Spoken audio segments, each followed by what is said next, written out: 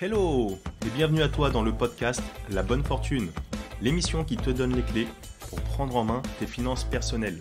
Je suis Ismaël Bernus, un entrepreneur heureux et avec la bonne fortune, mes invités se livrent sans filtre pour te donner les connaissances et les outils qui te permettent dès aujourd'hui de passer à l'action pour que tu puisses investir selon tes envies, selon tes choix et tes objectifs.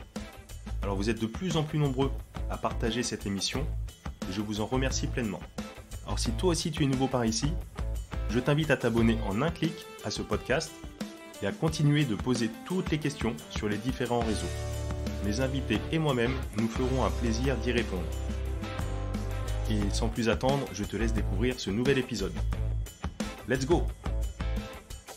Aujourd'hui sur le podcast de la bonne fortune, j'ai l'immense plaisir de recevoir Vincent Bourdelle. Je suis vraiment heureux aujourd'hui de faire cette émission avec toi pour plusieurs raisons. D'une part parce que déjà on devait la faire la semaine passée et puis la maladie a décidé qu'on attendrait une petite semaine de plus, mais ce qui a permis de déguiser encore plus ma curiosité. On va parler aujourd'hui de placement alternatif, ça va être vraiment une émission passionnante. On va parler de luxe, de montres, peut-être de vin, de voitures. Tu nous en diras un petit peu plus. Salut Vincent, plaisir de t'avoir aujourd'hui avec nous. Salut Ismaël, un grand merci pour ton invitation. Je suis ravi d'être là. Alors, tu es le cofondateur notamment de Diversified, donc une jeune boîte, une jeune start-up en plein développement, en plein boom. Est-ce que en quelques mots, tu peux te présenter, voir un petit peu ton parcours et ce qui t'a amené à être aujourd'hui à la tête de cette boîte? Écoute, avec grand plaisir. Je m'appelle Vincent Bourdelle, je suis l'heureux papa de trois enfants. Voilà, j'ai 35 ans. Et moi, j'ai un background à la fois de juriste et j'ai fait une école de commerce. Donc, peut-être que j'y reviendrai tout à l'heure, mais ce background un peu juridique, c'est aussi une des marques de fabrique de Diversified, dans notre manière d'appréhender le business et les choses. Euh, voilà, j'ai eu assez tôt, moi, l'envie d'entreprendre. Donc, j'ai tenté des expériences entrepreneuriales en sortant d'école. Mais voilà, j'avais ce biais juridique aussi qui peut parfois peut donner un biais aussi de vouloir trop border les choses. Donc voilà, c'est quelque chose, souvent on dit, mais attends, quand on entreprend, voilà, il faut parfois prendre des raccourcis. Et moi, j'étais assez peu à l'aise avec ça. Donc je me suis dit que j'avais encore des choses à apprendre. Et donc j'ai bossé pendant, plusieurs années dans des grandes boîtes. J'ai fait mes classes donc, du coup, dans des cabinets d'avocats et dans certaines grosses boîtes. Ce qui m'a permis aussi de savoir lire un PNL, de savoir analyser des états financiers, en plus de ma carrière juridique. Yes. Et puis il y a 2 ans, il y a eu un espèce d'alignement des planètes sur le marché, sur un contexte aussi macroéconomique qui évoluait beaucoup. Et puis on a eu une vision avec mon associé Tuc Dual et c'est comme ça qu'on a créé Diversified. Ok, cool. Ce parcours de juriste d'école de commerce a été d'une part d'une aide importante, mais quelque part un frein. Donc si on entend bien, tu as dû voilà, te pousser dans le retranchement pour pouvoir entreprendre et mettre au point aujourd'hui une boîte un peu disruptive pour aller un peu plus vite peut-être, ou pour faire les choses, pour accélérer et d'avoir une croissance et aujourd'hui un projet abouti, quoi. Ouais, exactement. Je pense que tu peux avoir un peu parfois enfin chaque formation ou chaque trait de caractère peut avoir, je pense, un côté positif et un côté un peu plus, parfois un peu un frein. Et donc moi, en ce qui me concerne, de manière hyper perso, ça a été en effet arriver à trouver le juste milieu entre mon côté un peu rigoureux de juriste et aussi dans l'entrepreneuriat, le fait de pouvoir prendre des risques, parce que si tu prends pas de risques, tu prendras jamais ton marché. Et aujourd'hui, dans l'investissement fractionné, puisque c'est sans doute ce qui va nous intéresser aujourd'hui, il y a une vraie course, si tu veux, à la position de leader, en tout cas en Europe, c'est assez vrai. Et cette position de leader, tu peux l'avoir que si tu as un setup et en tout cas une proposition de valeur pour tes clients qui est la plus performante possible. Et ça nécessite d'aller vite et donc de prendre des risques. Voilà, donc c'est quelque chose que j'ai appris au cours de mes expériences et avec lesquelles je suis beaucoup plus à l'aise aujourd'hui. Excellent.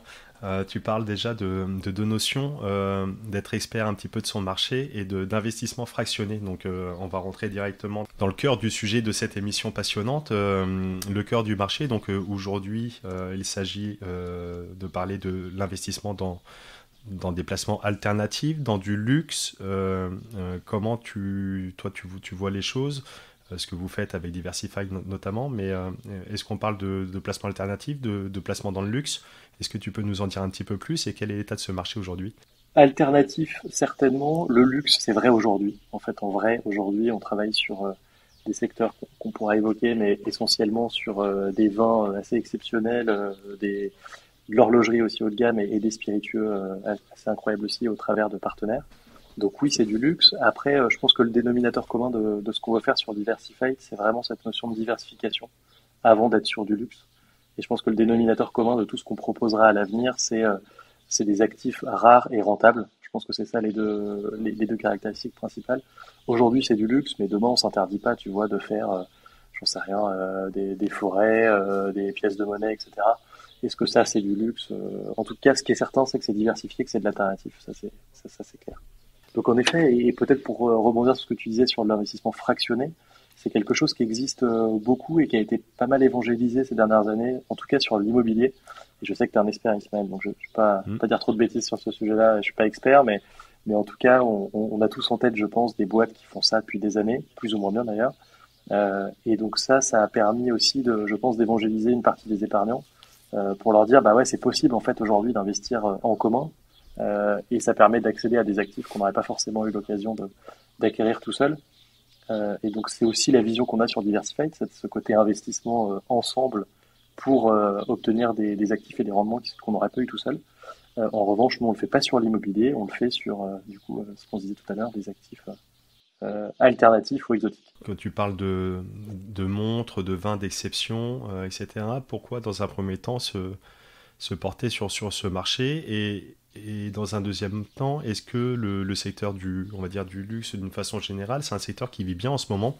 Moi, à titre personnel, hein, comme je te le disais, je ne suis pas spécialement familiarisé avec ça. Je ne porte pas de montre au quotidien, rien du tout. Je me réfère encore au soleil qui est dans le ciel pour me repérer sur les horaires. Non, blague à part, on a tous un téléphone, mais blague à part... est-ce que ce marché vit bien en ce moment? On peut voir que le marché de l'immobilier, il y a un tassement, on a pu voir un ralentissement du côté de la bourse, etc. Il y a peut-être le marché des crypto-monnaies qui, à l'heure où on se parle, reprend un petit peu de couleur. J'ai vu Voilà, ça. mais voilà, qu'en est-il du secteur du luxe d'une façon générale? C'est un marché qui est assez, qui est hyper intéressant à suivre, moi je trouve. Et je pense qu'il y a deux manières de le voir. Il y a regarder la santé financière des sociétés qui produisent ces biens de luxe. Donc on a tous en tête des LVMH ou des boîtes qui marchent quand même très très bien depuis des années. Surtout qui sont très malines dans la manière aussi de segmenter leurs produits, de valoriser aussi leurs produits et de positionner leurs produits. Donc ça veut dire, gérer la supply, donc gérer le nombre d'articles, j'en sais rien, de sacs Birkin, de montres Daytona ou autres. C'est hyper intéressant de regarder comment on organise la pénurie et comment derrière on arrive à augmenter les prix. Donc je donnerai pas de nom, mais en tout cas c'est des choses qui sont assez intéressantes. C'est quand même des situations qui sont pas monopolistiques, mais en tout cas sur lesquelles on a un marché qui est très captif. Donc c'est assez passionnant de se rendre compte que ce qui existe dans le luxe n'existerait jamais dans la grande distribution. Voilà, c'est l'exemple, enfin c'est le contre-exemple de l'élasticité de l'offre, hein, où en fait plus c'est cher, plus les gens achètent, si on schématise un peu. Donc c'est des règles du jeu qui sont hyper à part en fait, le monde du luxe. Donc ces sociétés fonctionnent bien aujourd'hui, pour te répondre. Et sur les actifs sous-jacents, donc typiquement les actifs que j'ai cités, mais c'est vrai aussi dans du vin et dans plein d'autres choses, on constate quand même, d'une manière générale, que il y a parfois une baisse là depuis quelques mois sur certains actifs, donc pas tous, mais c'est vrai qu'il y a eu quand même enfin en fait des années d'embellie, c'est-à-dire que ça fait 7, 8, 9, 10 ans que ces actifs souvent surperforment. Quand on le compare à du S&P 500, c'est incroyable la performance de ces actifs-là. Et donc il y a en effet une petite correction, en tout cas je pense à l'horlogerie particulièrement, il y a une petite correction depuis presque 18 mois sur ces marchés-là. Après, la vraie question qu'il faut se poser, je pense, pour l'épargnant, c'est est-ce que c'est une opportunité de rentrer sur un marché, c'est toujours pareil, ou est-ce que la baisse fait peur et on attend que ça remonte, quoi. C'est vrai sur les cryptos, c'est vrai sur plein de choses.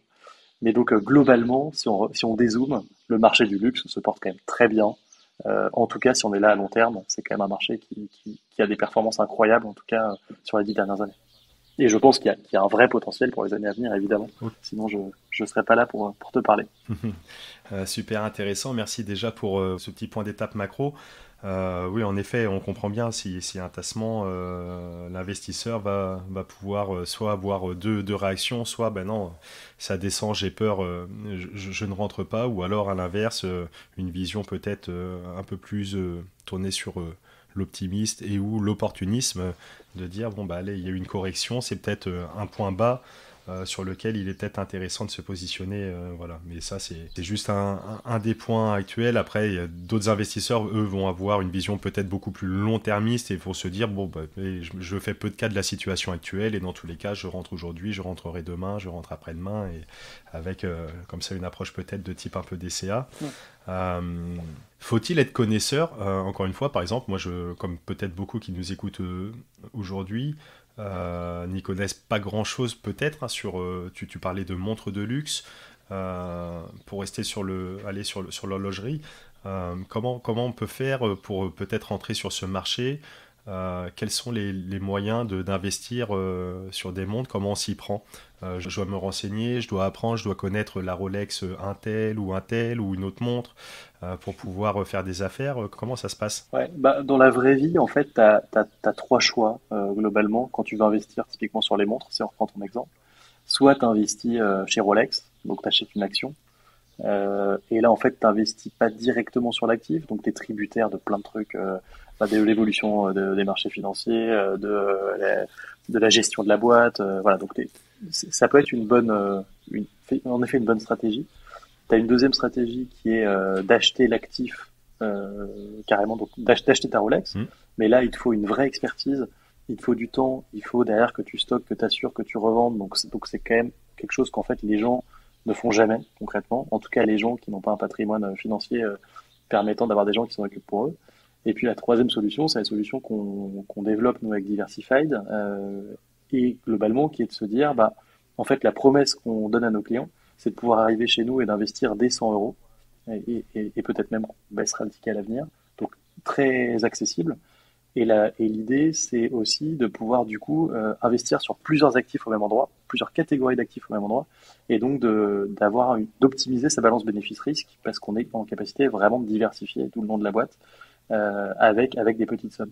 Et pour répondre à ta question sur l'expertise de l'actif, en fait non, nous l'idée c'est qu'on parle vraiment à tout le monde. Et d'ailleurs, nous chez Diversified, on n'est ni expert que des montres, ni du vin, ni demain des voitures ou de l'art. En fait, on peut pas être expert de tout. Donc, ouais, on a un vernis sur chacun de ces sujets-là, mais on n'est jamais expert. Mhm. Et donc, on se repose sur nos partenaires, qui, eux, pour le coup, sont vraiment des experts de chacun de leur secteur et qui nous aident avec notre communauté.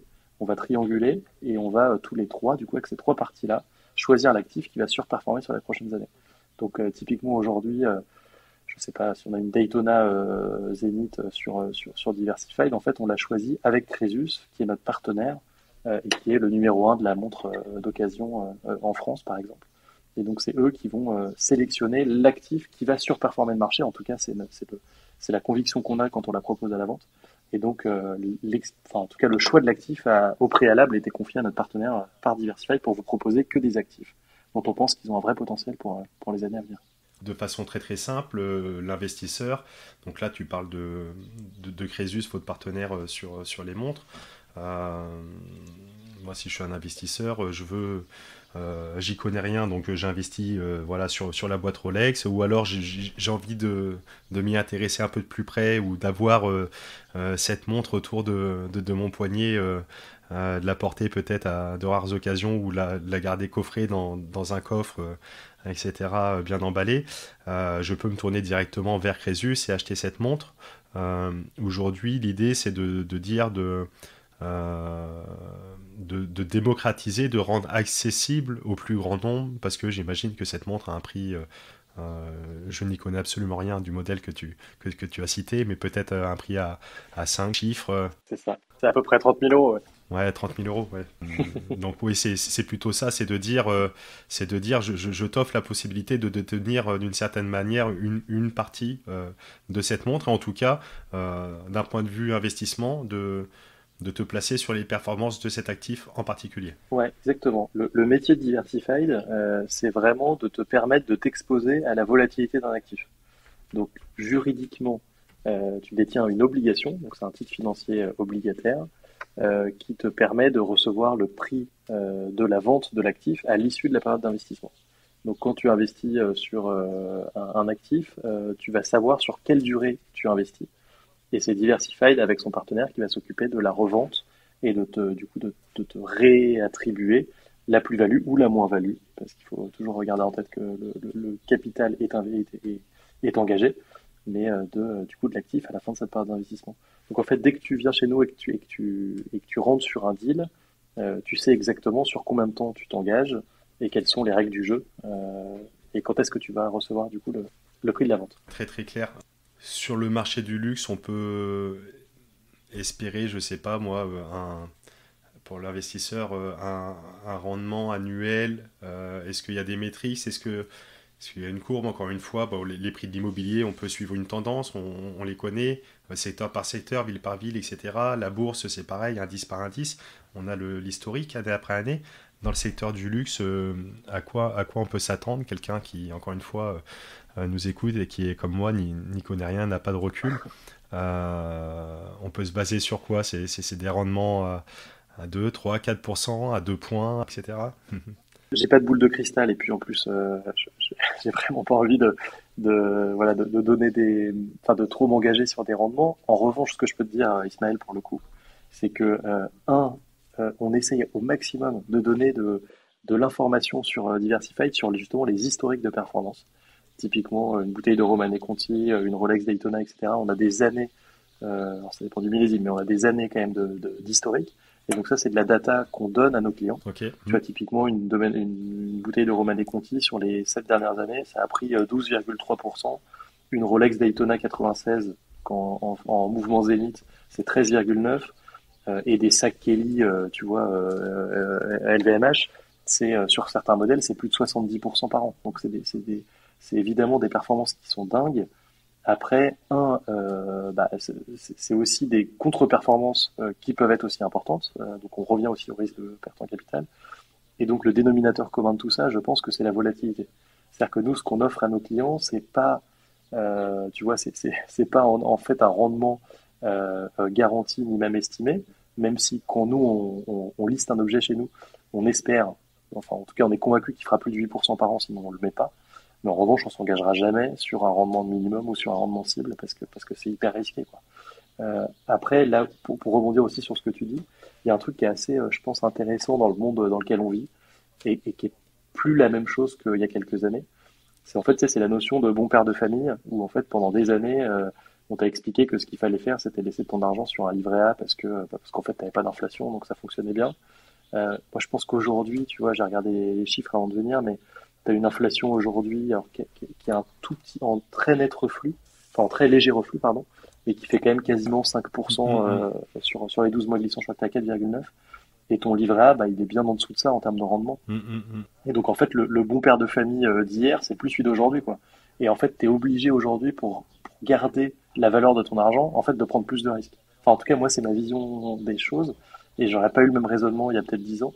Mais je pense qu'aujourd'hui, si tu laisses ton argent dormir sur un compte courant, en fait, tu te fais exploser, quoi, et tu prends l'inflation en pleine face. Et en fait, quand tu regardes les chiffres macro en Europe, c'est ça aussi qui m'a donné envie de franchir le pas avec mon associé et de monter ce qu'on est en train de faire. Mais c'est que tu te rends compte que 40% de l'épargne en Europe, chaque année, est fléchée vers du compte courant ou du livret A. Donc c'est fou, en fait. Et cet argent-là, en fait, il perd de la valeur tous les jours parce que le contexte macroéconomique et la politique des banques centrales. Donc ça, je trouve que c'est intéressant quand même à avoir en tête quand tu parles d'épargne. C'est en fait, tu peux plus ne plus bouger, quoi. Enfin, en tout cas, nous, c'est la manière dont on voit le truc. Et c'est ça qui nous a donné aussi envie de nous lancer dans l'aventure. Oui, oui, carrément, et c'est pas moi qui vais te dire le contraire, bien à l'inverse, et c'est tout, voilà, tout l'objet, tout le but de l'émission du podcast de la bonne fortune, justement, de pouvoir éclairer les investisseurs sans ni promettre de rendement. Bien sûr, je te remercie encore une fois pour ton disclaimer. Je n'attendais pas à ce que tu me donnes une performance, en tout cas sûre et certaine, bien sûr, attention, et puis même s'il y a un historique, encore une fois, les performances passées ne présagent pas des performances futures, etc. etc.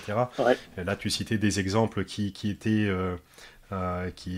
certainement mis en avant parce que des exemples de réussite, mais à l'inverse, bien sûr, j'imagine que tu as des exemples de biens particuliers, d'actifs en particulier qui, eux, n'ont pas performé comme ça, sous-performé, etc. etc. Euh, J'y vois quand même un intérêt où derrière ça, il y a quand même, si on se positionne sur une montre, sur une bouteille de vin, sur une voiture de luxe, etc., il y a quand même derrière un actif tangible qui est bien là. Donc il y aura quand même, dans tous les cas, une certaine forme de valeur réelle qui est là, voire même une utilité. Est-ce que c'est quelque chose qui compte pour toi, pour vous, à Diversify? Ça, c'est une excellente question que tu poses. Pour te répondre très directement sur ton premier point, évidemment, il y a bien un actif réel. Donc, les actifs qu'on commercialise sont stockés et assurés par nos partenaires. Donc évidemment, dans toutes les conditions optimales de sécurité, d'assurance, etc. Donc ça, pas de difficulté, on est très attentif à ça. Euh, et sur la partie usage, ouais, c'est hyper intéressant. Euh, En fait, ce qu'on veut développer à l'avenir, mais là on est dans quelques mois et je vous fais un peu rentrer dans le secret de nos roadmaps, mais l'objectif, c'est bien que le stock dormant du coup qu'on finance, parce que concrètement, une montre, en fait, elle va aujourd'hui dormir dans les entrepôts de Crésus sous la place Bellecour à Lyon. Et ben en fait, cette montre, pourquoi est-ce qu'on la valoriserait pas?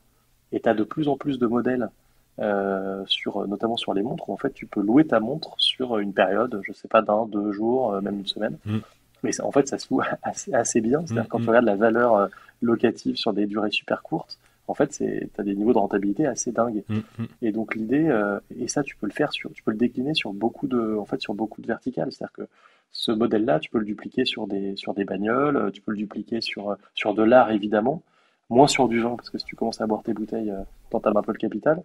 Mais c'est des modèles hyper intéressants à dupliquer et tu pourrais imaginer d'avoir évidemment la prise de valeur de l'actif sous-jacent, mais aussi d'avoir un yield, d'avoir un rendement sur cet actif.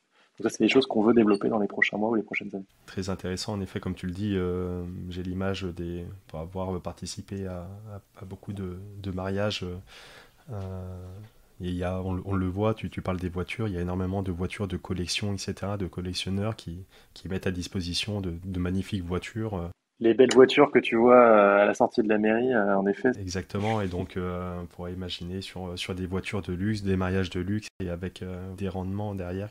Bon, après, ça demande d'autres compétences et un cœur de métier peut-être encore différemment pour commercialiser, pour assurer, pour s'assurer que tout est en ordre, mais ouais, tout à fait, ouais, c'est le fait qu'il y ait comme ça, cette utilité possible derrière, cet usage, je trouve ça quand même assez intéressant.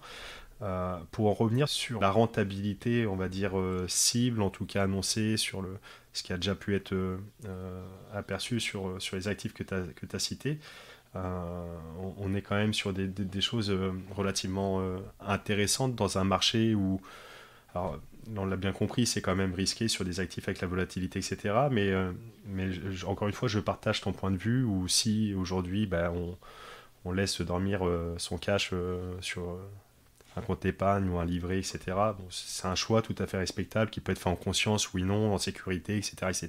mm, mm, Mais c'est quand même, à mon sens, également, sans faire aucun conseil, quel qu'il soit, c'est quand même assez risqué, dans le sens où, comme tu dis, avec une inflation à 5%, forcément, on se fait grignoter énormément de valeur chaque année, et la boule de neige, les mm. intérêts composés vont dans les deux sens. C'est clair. Donc il est, à mon sens, également ouais, essentiel de faire travailler, d'injecter, d'investir, et si ça peut être participer à l'économie réelle d'une certaine façon, c'est intéressant. Est-ce que tu te considères comme un acteur de l'économie réelle, du coup, Vincent? Ouais, à fond. En fait, la manière dont on perçoit les choses, c'est que, alors on est souvent sur la seconde main. Il y a le contre-exemple des primeurs, mais sinon on travaille vraiment sur des objets de seconde main pour plein de raisons, mais notamment une raison aussi de scalabilité euh, et de cotation. Mais en effet, en fait, tu vas soutenir en fait une industrie. On parlait des sacs à main, on parle du vin, on parle donc nous, on connaît les gens qui travaillent sur ces secteurs-là, c'est des passionnés. On est ravis de les rencontrer, on a une relation de confiance avec eux et on est très heureux de justement de faire participer Diversified a justement à ces beaux métiers de savoir-faire et qui sont hyper inspirants, en tout cas moi qui me passionne, et c'est aussi ce que j'adore dans mon métier, donc c'est clair. Après, je suis un peu triste en effet quand je vois une montre qui est pas portée. Donc c'est pour ça que je suis très heureux de la question que tu m'as posée, en effet, sur comment est-ce qu'on va valoriser ça.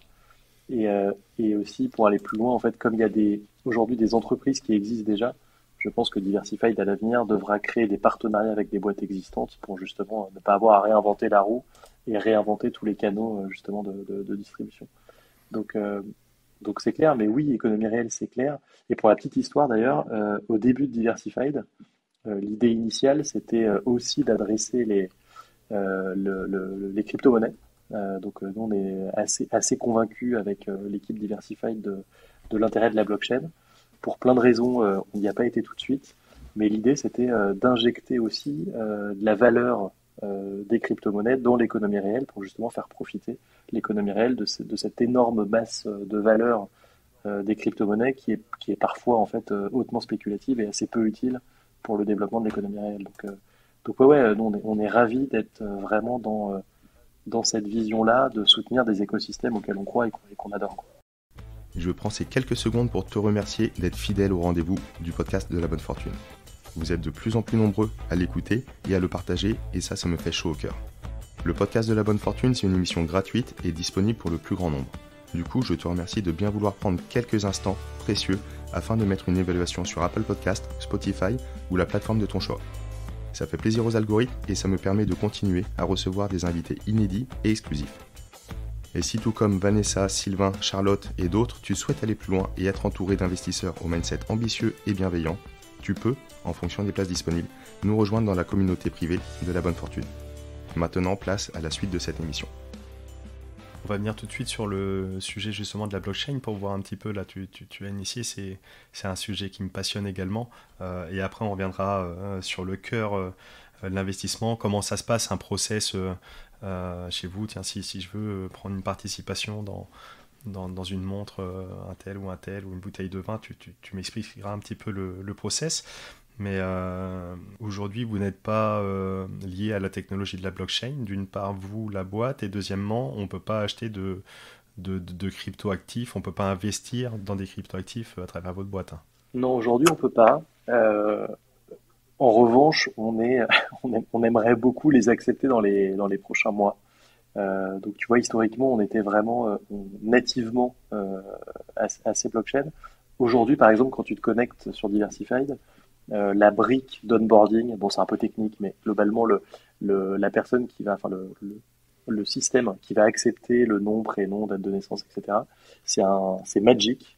Et donc, c'est ce qu'on appelle un wallet self-custody. Donc, en fait, on crée à la volée pour chacun de nos clients un portefeuille numérique. Ça sert à quoi? Ça sert, par exemple, si demain on veut accepter de la crypto ou qu'on veut éditer nos titres obligataires sur la blockchain, tous nos clients seront nativement onboardés justement sur un écosystème Web3. Voilà, donc ça c'est assez important pour nous. Donc on est aujourd'hui pas crypto pour te répondre, on est très Web2. Après avoir parlé à plein d'entrepreneurs, notamment Christophe Vattier que je salue ici, mais plein d'autres, euh, et qui s'est posé d'ailleurs lui aussi la question à une époque de la blockchain. En fait, on a fait le choix d'avoir un go-to-market, un assez rapide et deux assez mainstream, tout en gardant, tu vois, le karma ouvert et les chakras ouverts pour justement accepter la crypto-monnaie quand ce sera possible et très mainstream. Tu vois, aujourd'hui, notre prestataire de services de paiement, c'est MangoPay. Donc, c'est des Français, ils sont très connus, ils ont tous les agréments qu'il faut. Et dans leur roadmap technique, voilà, il y a, ils l'ont dit publiquement, mais il y a notamment, enfin, ça les intéresse beaucoup en tout cas d'aller se positionner sur ces secteurs-là. Et donc nous, Diversified, on aura vocation demain, en tout cas, d'aller accepter de la crypto-monnaie. Mais aujourd'hui, l'écosystème est encore un peu fermé. Et si tu veux faire les choses proprement avec toutes les réglementations qu'il faut, tu dois passer par des acteurs qui sont en situation quasiment monopolistique. Donc ça coûte très cher. Et deuxièmement, c'est des UX et des interfaces qui sont pas forcément, tu vois, très très user-friendly. Et donc en fait, tu perds des gens. Et la vocation de Diversified, c'est d'être ouvert au plus grand nombre. Donc ça venait un peu en contradiction, en tout cas aujourd'hui.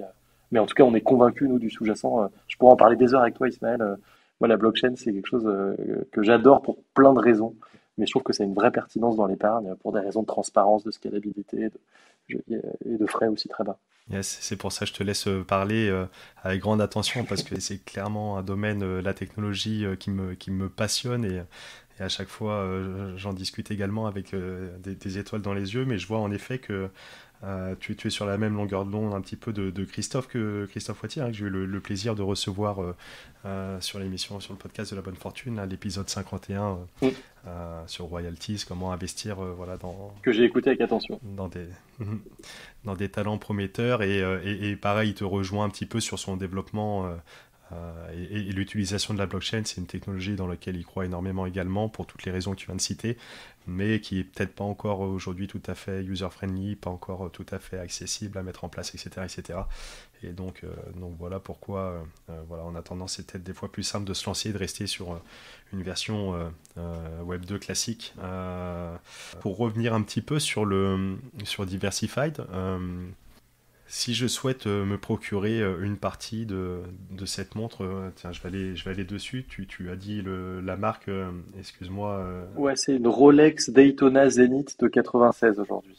Le mouvement Zenith, c'est un mouvement en fait qui était avant, je ne veux pas dire de bêtises, mais avant les années 2000, parce qu'ensuite le mouvement Rolex a changé, donc c'est assez recherché d'une certaine catégorie d'amateurs. Donc oui, en effet, cette montre, donc là, je suis sur l'application en direct, donc il y a les images de la montre, il y a le prix, 32 400 euros, là, à l'heure où on se parle. L'application est bien faite aussi, j'en profite pour le dire, avec le petit historique de valeur de prise annuelle, chose que tu disais, que vous mettez à disposition des investisseurs. La disponibilité qui reste à la vente, là en l'occurrence 85%. Ensuite, Ouais, l'émission totale, le nombre de DFADE, on va y revenir, et la durée d'investissement. Donc là, si je veux me positionner, investir dans l'actif, donc tu l'as dit, c'est disponible à partir de 100 euros. oui, Et donc, l'émission totale, vous émettez des DFADE. C'est le nom que vous avez donné aux obligations que vous émettez pour pouvoir se positionner dessus, c'est ça? exactement. Et d'ailleurs, peut-être que ça fait un peu trop justement blockchain. Donc on est en pleine réflexion avec l'équipe pour savoir si on garde ce vocable-là. Nous, il nous semble très clair, mais c'est vrai qu'on a souvent des questions. Donc, mais oui, c'est exactement ça. En fait, ça recouvre une réalité assez simple qui est un titre obligataire. Ouais, ça s'écrit pas comme la DeFi, DEFI, qu'on emploie en effet dans le monde du Web 3. Mm. Mais oui, c'est vrai qu'il y a peut-être cette connotation. C'est rigolo. Euh, donc je mets 100 euros, durée d'investissement, c'est marqué là pour cet actif 4 ans, délai au terme duquel Diversified dispose de 6 mois pour restituer le prix de vente net aux investisseurs. Donc là, je me positionne dessus et donc la durée c'est dans 4 ans et donc dans 4 ans vous revendez cette montre. Exactement. Quel est un peu le process pour d'un point de vue de l'investisseur qui se positionne et vous comment vous fonctionnez derrière? Est-ce que tu peux développer un peu? Ouais, bien sûr. Donc un client arrive sur Diversified comme tu l'as fait. On essaye d'être le plus transparent possible sur les caractéristiques du coût de l'actif. Donc c'est les éléments que tu as évoqués. On essaye aussi de donner, quand on peut, un track record de la prise de valeur de l'actif. Donc ça, c'est aussi le graphe où on voit ces prises de valeur. Donc ça, c'est les données qui sont, en tout cas sur les marchés de l'horlogerie et du vin, assez simples à trouver parce qu'il y a quand même une profondeur de marché qui est importante et donc il y a suffisamment de transactions pour avoir du coup des valeurs de cotation relativement fiables. Donc ça, c'est important. Et donc on essaie de donner un maximum d'informations à nos clients pour qu'ils prennent une décision éclairée. Ensuite, ils vont décider du montant à investir. Donc, un DeFi vaut 10 euros, donc ça dépendra du coup du montant qu'ils souhaitent investir. Mhm. Et ensuite, donc ils vont être crédités sur leur portefeuille du coup du montant de l'investissement fait. On va être en capacité chez Diversified d'estimer la prise de valeur ou la perte de capital de l'actif. Ouais. C'est-à-dire qu'on va régulièrement mettre à jour la valorisation du portfolio. Donc ça, c'est aussi un travail qu'on fait et Ok. qu'on est presque les seuls à faire sur ce sujet-là. Et puis à l'issue de la période d'investissement, Ismaël, comme tu l'as évoqué, on va revendre l'actif et donc on va rétrocéder le prix net de la vente à nos clients. Le prix net de la vente, ça veut dire quoi? Ça veut dire qu'on a 1% par an de frais de custody voilà, en fait, qui vient couvrir ce que coûte à Diversified le stockage et l'assurance des biens. Donc on gagne pas d'argent là-dessus, c'est quasiment de l'at cost, quoi. Donc en fait, on viendra gréver le prix de revente de ce que nous a coûté le stockage et l'assurance. Sachant que la rémunération de Diversified, elle est très simple, c'est qu'on prend 5% upfront de votre investissement. Donc, si je dois synthétiser, on investit, quelqu'un il met, donc c'est à partir de 100 euros, je mets 1000 euros. Mhm. Sur ces 1000 euros, il y a 5% de frais de souscription, d'entrée que vous avez au début. Exactement. Et ensuite, 1% par an, là, dans le cadre de la montre, qui assure vous la mise en place de tout ça, le stockage, l'assurance, etc., qui sont peut-être même des frais qui vous sont même appliqués de la part de votre fournisseur, là, en l'occurrence Crésus, j'imagine. Exactement. Ça me paraît pas élevé dans ce cadre-là, 1%, tu vois, pour faire le parallèle avec le vin, où j'avais fait d'ailleurs une superbe émission qui a bien fonctionné avec Thomas Hébrard de YouWine. C'est pareil, ils ont des frais de stockage pour le vin qui doit être à peu près à ces environs, j'ai plus le chiffre exactement, mais parce que y a les coûts d'assurance, etc. Mhm. Donc ça me paraît cohérent. Vous ne rajoutez pas spécialement de frais de gestion, de frais de... tout est compris dedans, 5% à l'entrée. Non, on voulait pas faire ça. Mm. Ouais, non, ce que tu me dis sur YouWine, c'est assez logique. En fait, 1%, en fait, c'est ce que ça coûte, quoi. Alors, c'est 0,8 ou c'est 1,2, mais globalement, c'est ce que ça coûte, quoi, d'assurer de stocker dans des bonnes conditions et avec un niveau de garantie acceptable. Donc en effet, compliqué de faire moins. Et nous, on voulait pas, tu vois, avoir des frais à annualiser qui soient notre rémunération, parce qu'on considère que c'est pas forcément. Si tu noies en fait ce que ça te coûte et ce que tu gagnes, je trouve que c'est pas hyper. Enfin, en tout cas, c'est pas comme ça qu'on voulait avancer. Donc là, il y a 5%. Mm. C'est bon, il y a des clients qui trouvent ça beaucoup parce que ça peut piquer un peu au début. En revanche, nous derrière, on est droit dans nos bottes et on est hyper clair sur la manière dont on fonctionne, donc ça nous va bien. Ouais, bien sûr. Après, faut bien aussi se rémunérer. Vous avez un service de permettre à tout à chacun de pouvoir se positionner sur un secteur aussi vaste que le luxe, avec des métriques, un historique, etc., etc. Mm. Et mise en parallèle à d'autres frais qui peuvent se voir, que ce soit dans les CPI, dans les bois et forêts, dans les etc. etc. C'est pas rare de voir des frais de souscription ou d'entrée à 10%, voire un peu plus de 10%. Donc, Mm. en tout cas, merci déjà pour ta transparence et ta clarté là-dessus. L'investisseur, donc là, pour reprendre le cas de cette montre, vous positionnez sur 4 ans, c'est une obligation légale, c'est parce qu'il y a un intérêt, comment ça se passe si, je sais pas, moi, cette montre, dans 4 ans, elle est peut-être sur une valorisation un peu moindre, et 5 ans après, ou au bout de 3 ans, s'il y a un coup à faire, non, qui c'est qui arbitre, comment vous faites derrière? Eh ben, Ismaël, alors pour te répondre hyper clairement, en fait, si la valeur est plus basse, malheureusement, comme c'est un engagement contractuel, on est obligé de la revendre. Donc il n'y a pas de surprise en fait. Tu rentres sur un deal, tu sais quand elle sera revendue, quel que soit entre guillemets tu vois la performance. En revanche, on a essayé d'être intelligent sur cette durée, et tu vois, on l'a décidé avec notre partenaire, donc en l'occurrence Crésus, et on considère que c'est une bonne durée pour optimiser le ROI annualisé de nos clients. Après, évidemment, on n'a pas de boule de cristal, mais on a bien analysé le sujet avant de choisir la durée. Et tu vois, ça me fait penser à un truc, puisqu'on parlait des crypto-monnaies tout à l'heure. Euh, Tu vois, l'un des intérêts aussi du Web3, et là, je dis ça aussi pour l'avenir de Diversified, mais c'est les DAO, parce qu'en fait, le jour où tu peux demander, donc le DAO, c'est pour tes auditeurs, mais je vais le dire très mal, mais globalement, c'est le fait de pouvoir collectivement prendre des décisions à la majorité, ou en tout cas suivant un protocole qui a été préalablement défini. Mm. En fait, ce qu'on peut pas faire dans le Web 2 aujourd'hui, c'est-à-dire que moi aujourd'hui, j'ai des contrats avec chacun de mes clients, et donc en fait, si un client sur 1000 qui a souscrit au titre obligataire a pas envie de changer la durée, en fait, je peux rien faire. Donc en fait, en termes de gestion, c'est extrêmement compliqué pour Diversified de ne pas faire ce qu'il s'est engagé à faire dans le contrat initial. Donc en vrai, pas de surprise, on revendra au bout de 4 ans et on a 6 mois contractuellement pour revendre l'actif dans les meilleures conditions. Ok, donc tout est contractuel à l'image de ce que vous indiquez, ok, dans la commercialisation. Là non plus, pas de surprise. Oui. Les durées d'investissement, donc là c'est 4 ans pour ce modèle, cette montre. On est sur des durées qui est aussi de combien sur l'ensemble des actifs que vous mettez à disposition sur Diversified? On est de 3 à 5 ans aujourd'hui, suivant les types d'actifs. On peut aller jusqu'à 7 ans, mais aujourd'hui, on est vraiment compris entre 3 et 5. L'idée, c'est quand même d'avoir des investissements. Alors, c'est pas du très long terme, mais c'est quand même du long terme parce que on n'est pas là pour faire des coups. On est quand même sur des solutions enfin voilà, sur des investissements à moyen terme. On pense qu'il faut quand même le temps est le meilleur allié quand même de l'épargnant, surtout sur ces valeurs-là qui peuvent qui peuvent subir des vraies variations à la hausse ou à la baisse sur des temps courts. Donc je pense qu'il faut regarder ça quand même sur du moyen long terme. En tout cas, c'est la conviction qu'on a nous, chez Diversified. Du coup, tu parlais d'obligations, donc on voit bien que c'est contractualisé, c'est carré. Est-ce que donc c'est un titre, tu parles de titre obligataire? Je te posais la question un petit peu en amont de cette émission en off. Ouais.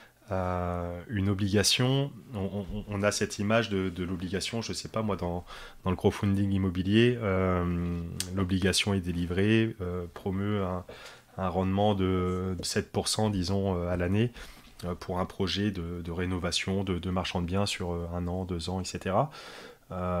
Mais si l'opération en tant que telle, immobilière, elle, surperforme, fait une marge brute, le marchand de biens fait sa marge 10, 15, 20, 30, 40, 50, 60, peu importe, l'investisseur qui a investi à travers cette obligation, lui, ne recevra que ces 7%.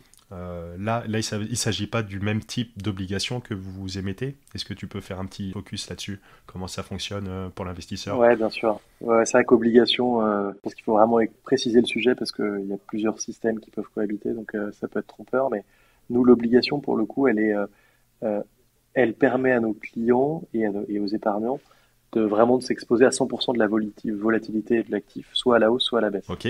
Donc en réalité, si l'actif fait 200%, bah, tu auras vraiment 200%. Si jamais, en revanche, il sous-performe de 50%, bah, tu prendras aussi. Il n'y a pas de stop loss.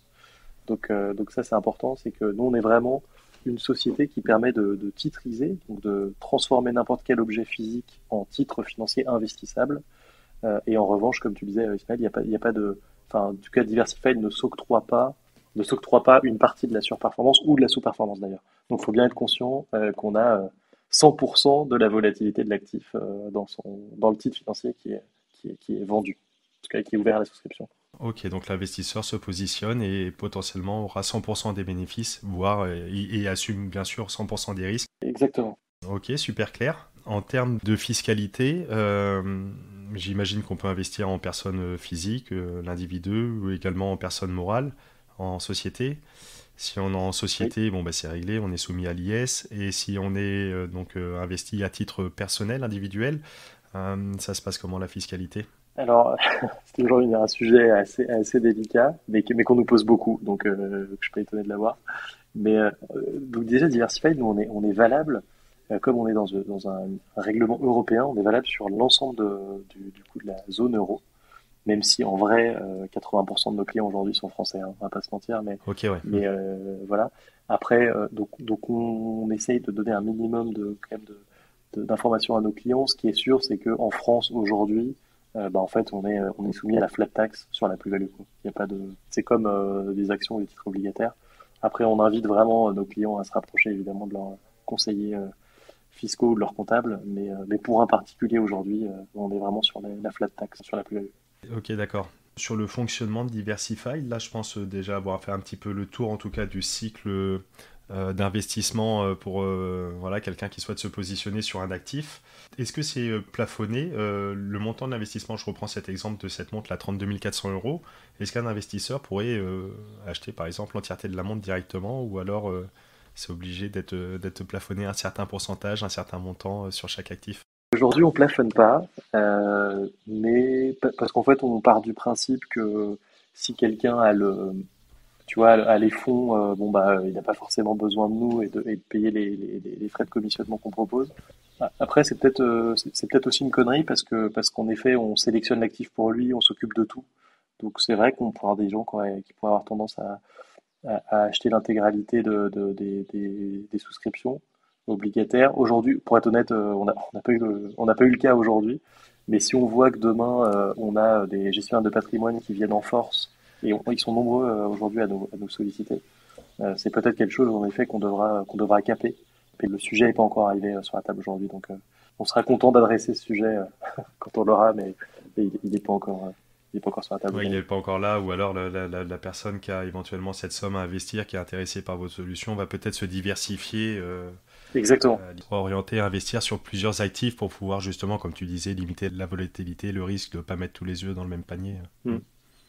Ouais, on voit des gens, en effet, c'est exactement ce que tu dis, c'est qu'on voit des gens qui mettent quand même des sommes importantes, et de plus en plus d'ailleurs, donc on est assez content. Ça montre aussi qu'on est crédible et que les gens nous font de plus en plus confiance, donc c'est cool pour une jeune boîte comme nous. Et en effet, quand ils mettent des grosses sommes, ils mettent pas tout sur le même actif, ils essaient de splitter entre les différentes catégories de produits. Donc je pense que c'est pour ça aussi qu'on n'a pas eu tu vois, un seul client qui a acheté l'intégralité d'un actif pour l'instant. Mais j'espère que c'est des sujets qu'on aura, Ismaël, hein. Bah écoute, je te le souhaite. Au vu comment vous êtes parti, je pense que ça pourrait arriver rapidement. En tout cas, encore une fois, je te le souhaite. Et pour faire un petit point sur l'ensemble des actifs, là, par exemple, qui sont disponibles aujourd'hui, alors il y a cette montre Rolex Daytona, Zenith, etc. Vous avez, je vois, un vin Château Pavie en primeur. Oui. Intéressant. Vous avez quoi d'autre? Quels sont les différents, si tu peux en citer peut-être 3, 4 ou 5. Ouais, bien sûr. Donc on a le Pavie en primeur, donc c'est un vin assez, donc un vin de Bordeaux assez exceptionnel. En plus, on est en 2022 sur une année, en tout cas sur les primeurs bordelais, qui est assez incroyable en termes de notation. Je crois on a explosé vraiment tous les records en termes de millésime. C'est un millésime qui est assez fou. Mm. Et donc le Pavie, il a été, donc on travaille avec Patry Wine, qui est inscrit à l'AMF, hein, sur ce type d'actifs. Ils ont déjà un beau track record, on en parlait aussi un peu en off avant l'enregistrement du podcast. Mais voilà, Patreon qu'on salue. Et on a aussi deux autres, du coup, enfin un autre actif aujourd'hui, qui est le Glenburgie. En gros, donc c'est un single malt écossais. Donc c'est des, voilà, c'est des barriques qui sont énormes et qui sont conservés donc dans des châteaux écossais. Et donc notre partenaire, c'est Castrade, qui est le numéro un globalement de la cave d'investissement dans les single malt écossais. Et donc c'est assez dingue. Et en plus c'est assez rare en fait d'avoir des, des, des single malt comme ça qui sont suffisamment vieux pour être investissables. Et après, une fois qu'ils sont arrivés à maturité, ils vont chez des embouteilleurs. Donc typiquement la Maison du Whisky à Paris pour ceux qui connaissent. Ok. C'est un exemple, hein, mais il y en a plein d'autres. Et en fait, c'est donc des commerçants qui vont ensuite créer des bouteilles un peu atypiques, voire exceptionnelles, en mélangeant eux-mêmes des single malt ou des blends dans des bouteilles pour vendre, en fait, pour faire des cuvées assez uniques, en fait. Voilà. Donc on est ravi aussi de proposer ce type d'investissement, le whisky, qui est peut-être un peu plus loin de ce que peuvent connaître les investisseurs français. Tu vois, on voit qu'il y a beaucoup plus de traction, honnêtement, sur du vin Ouais. que sur des whiskies. Ouais. Je pense que c'est culturel aussi. Ouais. Mais le whisky, quand tu regardes les perfs de ce que fait Castrade, ils ont vraiment des super belles histoires aussi à raconter sur ces investissements-là. Après, c'est plus compliqué à côté. Tu te rapproches plus, en fait, d'une œuvre d'art ou d'une vieille voiture, où du coup, tu as moins de profondeur tu vois, de vente tous les jours, et du coup, c'est plus compliqué à côté. Donc ça, c'est aussi une difficulté qu'on a sur Diversified, sur ce type d'actifs. Mais le sous-jacent est absolument incroyable, et en fait, tu comprends aussi très bien que du whisky ou du vin, en fait, ça prend de la valeur avec le temps. Là où sur de l'horlogerie, par exemple, c'était un peu moins intuitif. Le whisky, c'est évidemment... Et alors, c'est rigolo aussi, le whisky, parce que t'as un peu des sorties d'autoroute. C'est-à-dire qu'en fait, ton whisky, tu vas le vendre tu vois, à des dates très précises. C'est-à-dire que tu vas le vendre à 4 ans, à 5 ans, à 7 ans, à 10 ans. Je dis peut-être des bêtises, mais t'as vraiment des dates comme ça où il va prendre d'un coup beaucoup de valeur. Et donc, c'est Ouais. beaucoup moins linéaire, par exemple, qu'une bouteille Ouais. de vin. Ouais. Donc ça, pareil, quand on parlait tout à l'heure Ouais. des durées de conservation, bah ça, en fait, si tu sais pas, tu vas mettre une durée qui a aucun sens. Et en fait, il faut absolument que quelqu'un te prenne la main et te dise, attends, prends-le sur 5 ans parce que dans 5 ans, là, pour le coup, il va valoir beaucoup, quoi. Donc c'est assez rigolo aussi de regarder ces particularités dans les spiritueux par rapport au vin, mais c'est avec plein d'autres secteurs. En effet, ouais, ça fait écho tout simplement à la consommation. Voilà, pour celles et ceux qui nous écoutent, qui sont amateurs de vin, on va en effet pouvoir déguster un vin potentiellement jeune, Consommer avec modération. avec modération bien sûr, potentiellement jeune, potentiellement plus âgé, mais oui, on se représente bien le vin vieilli, etc. On a toujours dans cet inconscient collectif de dire tiens, c'est une belle bouteille ancienne, etc. J'ouvre, et donc oui, il y a toute cette magie autour de l'âge, on va dire, et puis oui, les whiskies, pour faire le parallèle, en tout cas ne serait-ce en magasin, en cave, oui, on voit des whiskies de 8, de 10, de 12 ans d'âge, mais oui, c'est tout le temps, c'est tout le temps des âges comme ça qui reviennent. Et donc oui, il doit y avoir des patterns, ou en tout cas des prédictions là-dessus de vieillissement qui sont peut-être Mm. assez simples à mettre en œuvre. Super intéressant ce que tu dis. Et j'aime bien aussi le côté un petit peu challengeant de se dire, bah, même s'il y a peut-être moins de track record, c'est peut-être un peu plus difficile à suivre, etc. Mais c'est quand même un actif alternatif, exotique. Et voilà, avec cette conviction en tout cas de pouvoir y aller et d'être accompagné, tu le disais, avec votre partenaire. Donc, ok. Du vin, du whisky, je vois qu'il y a également là, sur le vin Romanée Conti, Oui. des montres. Euh, il y aura quoi? Des voitures de collection, t'as évoqué. Quel autre, Ouais, à court terme, quelles sont les prochaines sorties? alors ce sera pas les voitures enfin qu'on va lancer le plus tôt pour plein de raisons, mais déjà parce que c'est souvent des montants qui sont considérables. Euh, mais en revanche, on voudrait beaucoup élargir vers des typologies d'actifs plus féminins. Aujourd'hui, malheureusement, on a encore trop peu de femmes sur Diversified. On a 72% d'hommes, donc on a quand même un bon quart de femmes, mais on voudrait arriver à la parité idéalement. Et donc, on voudrait aller sur des actifs qui sont peut-être un peu moins connotés masculins. Donc, on voudrait bosser avec des marketplaces. On a parlé tout à l'heure de maroquinerie, LVMH ou autre. Il y a aussi Hmm. un vrai univers, je pense, autour de la joaillerie, etc., sur lequel faire beaucoup de choses. Donc, aujourd'hui, on discute avec des grosses marketplaces sur ces sujets-là. Et puis, il y a aussi d'autres sujets. Alors, on le disait en introduction, je crois, du podcast pour les gens qui nous écoutent, mais euh, en effet, il n'y a pas que la partie luxe, c'est vraiment la partie diversification qui nous intéresse beaucoup. Et donc, on pourrait aller aussi vers, tu vois, de l'investissement dans le bois ou dans les forêts, qui est un Hmm, investissement hmm. qui marche très bien. Alors, historiquement, pour des raisons fiscales, mais aujourd'hui, qui est porté quand même par un vrai contexte macroéconomique. Tout le monde veut du bois, c'est de plus en plus rare, et donc les cours explosent.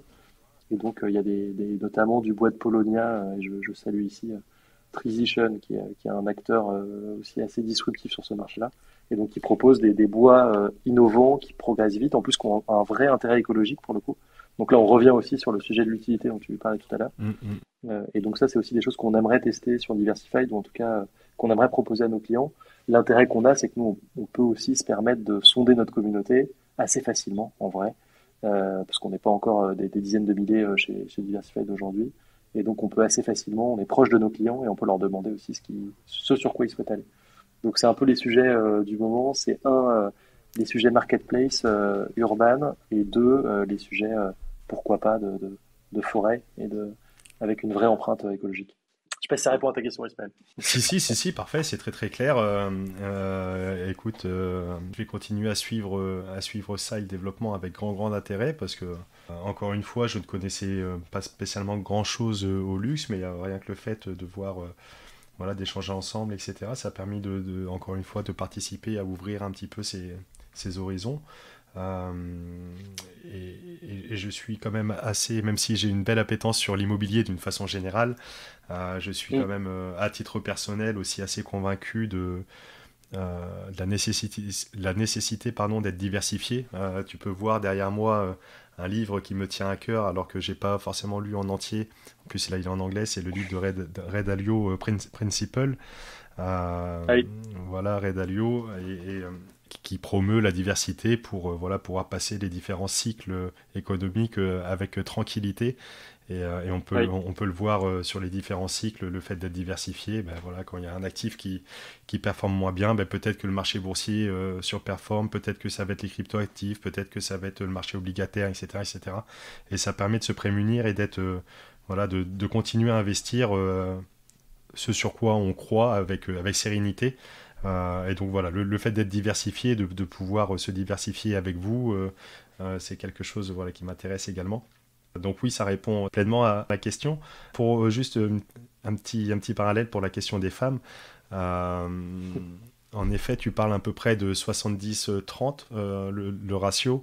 C'est à peu près ce que j'ai sur le podcast, même si ça a tendance à s'inverser un petit peu. On serait peut-être plus proche aujourd'hui des 60-40. Bravo. Donc je suis vraiment, à titre personnel, énormément satisfait que de plus en plus de femmes s'intéressent Ouais. vraiment de très très près à l'investissement et veulent prendre les choses en main, et j'ai même l'impression de voir que celles qui s'intéressent, en tout cas, passent à l'action vraiment de façon un peu plus peut-être réfléchie, je sais pas, mais en tout cas plus massive, que les hommes s'intergiversent moins d'une certaine manière. Donc c'est plutôt intéressant à noter cette évolution, en tout cas qui va dans le bon sens, en tout cas à mes yeux. Mm. Donc je te souhaite également d'avoir cette évolution. On pousse pour, pour arriver à cette parité. Ouais. Surtout qu'en plus, sans rentrer sur des considérations peut-être après trop techniques, mais la question des retraites, etc., c'est quand même quelque chose qui préoccupe beaucoup les hommes et les femmes d'une façon générale. Et on sait que les femmes, avec les inégalités salariales, etc., ont, in fine, au bout de la chaîne aussi, peut-être des retraites moins importantes, etc., et devraient encore plus d'une façon générale, se préoccuper de l'avenir. Et je pense que c'est vraiment quelque chose qui est en route. Mais bon, voilà. Indépendamment de cette digression, pour revenir sur Diversified, vous avez, tu me parlais tout à l'heure déjà de plusieurs centaines, de plusieurs milliers d'utilisateurs. Qui aujourd'hui est l'utilisateur, l'investisseur chez Diversified? Est-ce que tu as un petit portrait robot? Écoute, l'utilisateur aujourd'hui, donc il est français hein, dans la grande majorité des cas. Euh, pour une raison assez simple, c'est qu'on communique souvent en français et sur des canaux français. Et aujourd'hui, c'est un bon exemple. La deuxième chose, c'est que c'est donc, on l'a dit, majoritairement des hommes. Et on est sur des tranches d'âge, honnêtement, qui sont. Enfin, notre cœur de cible aujourd'hui, c'est vraiment du 25-40. Mais on voit on a des gens, pour le coup, beaucoup plus seniors. Je crois que notre client le plus âgé, il a pas loin de 80 ans. Et du coup, c'est Cool. assez rigolo parce que c'est aussi des besoins qui sont différents. On en parlait aussi, Ismaël, juste avant que tu appuies sur le bouton record, mais globalement, des besoins aussi différents sur des modes d'accès, des modalités d'accès. Donc, c'est des gens qui ont aussi des besoins. Alors, nous, on est nativement sur téléphone portable, hein, on est une application, mais il y a des demandes en ce sens, Ouais. justement, d'avoir des accès sur ordinateur et autres. Donc, c'est des choses auxquelles on réfléchit pour être le plus inclusif possible dans notre démocratisation de l'investissement. Donc, Diversified, on va pas changer le monde, c'est pas notre. Enfin, voilà, on n'a pas cette ambition-là. En revanche, on veut un peu changer les modes d'accès à l'épargne et surtout, on veut le rendre en fait accessible à tous, quoi. On veut vraiment démocratiser les investissements exotiques à tout le monde. D'ailleurs, j'aurais peut-être dû commencer par ça. Donc je me rattrape en fin de podcast, mais en fait, on se rend compte que les gens qui ont beaucoup d'argent, les grosses fortunes, ont un pourcentage de leur patrimoine investi sur de l'actif alternatif, et j'intègre l'equity aussi là-dessus, hein, mais Mm, mm. qui est un volant de leur épargne qui est juste énorme, quoi. Et donc c'est pas pour rien en fait qu'ils investissent beaucoup sur cette typologie d'actifs. C'est parce que sur le long terme, c'est quand même souvent très rentable. Je fais une petite digression, Ismaël, désolé, mais voilà, nos clients français, des hommes et globalement des urbains qui ont entre 25 et 40 ans. C'est aujourd'hui la majorité de nos clients. Ok, d'accord, ouais, super intéressant. Et est-ce que il est possible aujourd'hui d'investir dans la société Diversified? Ou c'est à l'ordre du jour? C'est pas possible aujourd'hui. Non, en revanche, alors, non, aujourd'hui c'est pas possible. Mais on regarde ça avec beaucoup d'intérêt pour la suite, pour le coup. Bon, je ne vais pas forcément citer des noms, mais on voit que des belles fintech qu'on aime beaucoup, typiquement comme Finari ou autres, ont ouvert leur capital à leur communauté. C'est des choses qui nous parlent et pour le coup, qu'on regarde avec beaucoup d'attention pour nos prochaines éventuelles ouvertures de capital. Ok, d'accord, le message est passé. Donc tu l'as dit, vous êtes une solution sur aujourd'hui application exclusivement. Demain, après-demain, il y aura la solution en ligne via le site internet aussi de disponible. Oui. Pour les utilisateurs qui seraient tentés comme moi de venir utiliser votre solution, aujourd'hui, il y a donc la possibilité d'avoir un parrainage avec. Est-ce que tu peux décrire un petit peu le process exact? Et puis, comme on a vu un petit peu en amont de cette émission, de faire un petit bonus, un petit cadeau pour les auditeurs qui nous écoutent, qui souhaiteraient utiliser la solution. Bien sûr, avec grand plaisir. Le parrainage aujourd'hui, il est assez simple, c'est que tu parraines ton filleul. Donc il y a 10 euros pour le parrain et 10 euros pour le filleul lors de son premier investissement. Et on est en train de le refondre, du coup, vraiment là, à l'heure où on parle, le switch sera dans vraiment quelques jours. Et donc demain, ce sera plus avantageux, je pense, parce qu'au lieu d'avoir 10 euros qui viennent en déduction du premier investissement, ce sera undefined pour le coup. qui peut donner aux parents et au filleul lors de son premier investissement. Donc c'est pas une réduction, c'est directement une participation. Et en effet, ce que je te propose, Ismaël, c'est éventuellement avec le code LBF 2023, LBF 2023 tout attaché, si vous le rentrez en code de parrainage dans votre application lors de votre inscription, vous aurez en plus de ce que je vous ai dit là, un accès VIP, donc à vie, qui vous donnera accès à un certain nombre d'avantages sur la plateforme, notamment le fait d'avoir une période exclusive lors de la mise en ligne d'un nouvel actif. Vous aurez 48 heures d'exclusivité pour pouvoir souscrire à l'actif avant que tout le monde y ait accès. Eh ben écoute, super, très très clair. Merci Vincent. Voilà, un DeFi, un investissement directement tout de suite, plus la possibilité, plus le fait, pas la possibilité, mais plus le fait d'être enregistré comme VIP directement et avec les avantages que ça confère sur la plateforme. Merci Vincent pour ça. J'aime bien demander à mon invité, d'une façon générale, si tu as un mantra, si tu as une citation, un mantra, une philosophie de vie que tu aimes te répéter à toi ou à tes proches, et si oui, laquelle? Ouais, écoute, je pense que c'est un mantra qu'on est nombreux à connaître, mais qui fait du sens, je pense, pour Diversified. C'est seul on va plus vite et ensemble on va plus loin.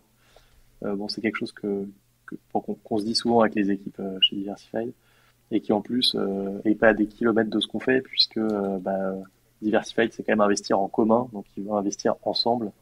Et donc l'idée c'est quand même c'est l'idée de la collectivité et d'investir en commun pour investir sur des actifs qui ont vraiment de la valeur et qui ont vraiment du sens pour nous.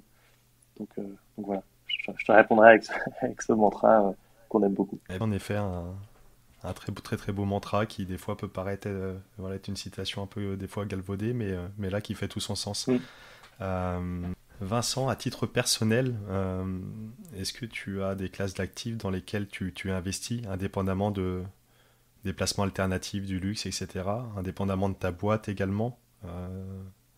Est-ce que tu investis sur, je sais pas, l'immobilier, la bourse, les cryptos ou toute autre classe d'actifs? Et si oui, dans lesquelles et pourquoi? Ben, je crois que je suis investi dans les trois, dans les trois catégories que tu viens d'évoquer. Bon, c'est bien, ça veut dire que tu vois, je monte une boîte qui s'appelle Diversified et que je le suis un petit peu. Alors, je le fais à la hauteur de mes moyens, hein, mais moi, à titre perso, je suis propriétaire de ma résidence principale. Et après, j'ai en effet une partie de mon épargne en crypto-monnaie. Alors, sur les deux grosses, essentiellement, hein, que tu dois connaître, donc Bitcoin, Ethereum. Et puis, j'ai en effet, en fait, j'ai pas d'action en direct, mais j'ai investi aussi via mon PEA un peu de mon épargne sur des ETF, parce que je considère aussi que Hmm. c'est intéressant, et puis que ça a aussi une structure de coût qui est intéressante. Voilà. Et j'ai aussi, à titre personnel, je suis aussi un client de ma propre solution. Et du coup, je me fais, enfin, dès que je mets un nouvel actif sur Diversified, moi, à titre perso, j'en prends aussi un petit peu. Donc voilà, je suis aussi le premier client de ma solution. Ok, d'accord. Merci pour ta transparence. J'aime bien demander, ça permet de voir en fonction des différentes personnes, de conforter des idées, etc. Et de pouvoir faire ses choix après de façon plus ou moins éclairée derrière. Encore une fois, il n'y a aucun conseil en investissement. On a parlé Non. de ton portefeuille crypto axé sur le Bitcoin et l'Ethereum. On va Mm. partager, je pense, les mêmes convictions, mais oui, après, libre à chacun de voir. Mais merci pour ta transparence, en tout cas. C'est très apprécié, Vincent. Écoute, je te remercie encore une fois pour la qualité de cet échange aujourd'hui. Moi, j'ai appris pas mal de choses dans l'univers du luxe, notamment, de l'alternatif. Ça me donne vraiment envie de m'y plonger encore plus. Je pense que dans les prochaines semaines, en tout cas peut-être à chaque prochaine sortie, je t'appellerai pour te demander des conseils directement. N'hésite pas. Celles et ceux qui souhaitent te retrouver, donc tu as forcément donc le site Diversified, l'application. Je mettrai toutes les références dans les notes de l'épisode. Et toi, à titre personnel, on peut te retrouver plus ou sur LinkedIn, j'imagine? Ouais, sur LinkedIn, moi je mets un point d'honneur à répondre à toutes les demandes, donc avec plaisir. Et puis sinon, vincent@diversified.fi comme finance. Voilà, c'est mon mail direct, donc n'hésitez pas. Je me ferai un plaisir aussi de vous répondre. Ok, d'accord, super intéressant. D'ailleurs, le site internet est également, oui, en effet, en point .fi et pas ni en .net, enfin ni en .fr ni en .com, diversified.fi. Je crois qu'il y a une redirection, donc, mais en effet, FI, c'est directement chez nous. C'est encore plus simple. Ok, cool. Bah, écoute, merci pour tout. Et, Vincent, je vais te laisser conclure cette magnifique émission avec le mot de la fin que tu as libre à ta convenance. C'est sympa. Là, je t'ai mis dans l'embarras. Je l'avais pas prévu. Ça. Bah, écoute, Ismaël, déjà un grand merci pour ton invitation. J'ai adoré ce moment. À tous, réfléchissez bien à vos objectifs d'investissement. Et puis, de toute façon, on vous accueille avec grand plaisir sur Diversified. Et n'hésitez pas à nous contacter, à nous poser plein de questions. On vous répondra le plus vite possible. Et j'espère à très vite. Et merci Ismaël encore une fois pour cette belle invite. Et ben, c'est moi qui te remercie, Vincent. Merci. Ciao, ciao. Et merci à toutes et à tous d'avoir écouté l'émission jusqu'au bout. Et je remercie une nouvelle fois Vincent pour cet échange passionnant et l'offre qu'il propose en exclusivité aux auditeurs et aux auditrices de la bonne fortune. Alors si comme moi vous souhaitez investir dans la Rolex Daytona Zenith 96 ou tout autre actif d'exception, vous pouvez le faire avec le code LBF 2023 lors de votre inscription. Cela vous offrira le statut de VIP d'une part, et vous aurez également un DeFi offert. Sinon, comme d'habitude, vous pouvez me retrouver sur les réseaux sociaux, que ce soit sur le compte de la bonne fortune sur Instagram ou sur mon LinkedIn, et je me ferai un plaisir de prolonger cette discussion avec vous. Je vous dis à très vite pour une nouvelle émission. Ciao ciao.